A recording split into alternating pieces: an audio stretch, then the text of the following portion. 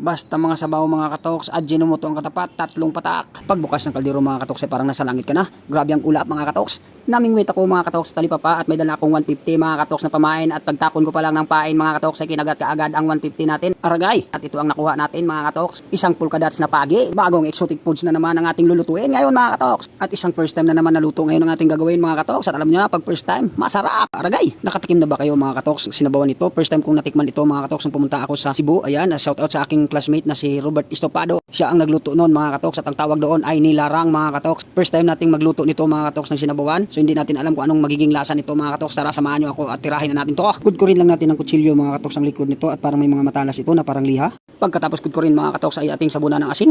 Ihimas mo lang sa kanya mga katoks ang asin at para matanggal ang kanyang lansa. Isama na natin na paglagay ng asin ang kanyang tiyan mga katoks at himasin natin. Ayan, so sarap na sarap sa mga katoks. Ayan, nakita nyo naman relax na relax siya sa paghimas natin ng asin. Napampangiti pa siya mga katoks dahil sa sarap ng kanyang pakiramdam. Aragay! Pagkatapos ng kudkud, himas at hugas mga katoks, ito na ay ginayat na natin. At dahil malaki mga katoks ay napakaraming gayat mga katoks. Ayan, so yung maliliit na gayat na yan mga katoks ang ating sasabuhan at yung malalaking gayat naman ay ating piprituhin kinabukasan. Lalagay muna natin ito sa rep mga katoks. At kung wala kayong rep mga katoks ay pwede nyo itong pakuluan sa asin at kinabukasan na ninyo iprito. At ito na yung kanyang kompletos ricados. Isang bawang, sibuyas, 3 pirasong kalamansi, 2 pirasong kamatis, 3 pirasong siling green, malit na luya at tanglad ng kapitbahay. Aragoy, umpisa na natin ang krimen. Paapuyan ang gasol ng kapitbahay. Lagyan ng dilaw na mantika. Paikutin ng 3 beses. Pag masunog ng konti, ilagay ang luya, sibuyas. Okay na to, ilagay ang kamatis. Haluin ng 5 beses. Basta mga sabaw mga katoks, Ajinomoto ang katapat, 3 patak. Walang katapos ang halo. Pahina ng apoy, takpan. At pag nagluto kayo mga katoks ay huwag niyong kakalimutan dahil magiging ganito ang itsura.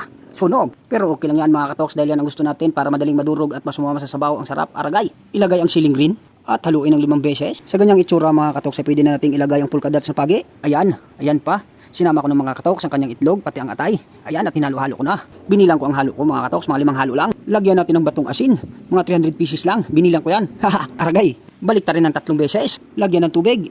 Kunti lang malagay natin sabaw dito mga katoks, kaya ilipat natin sa kaldero para madaming sabaw. At ilagay na natin ang malupit na tanglad mga katoks na galing kapitbahay.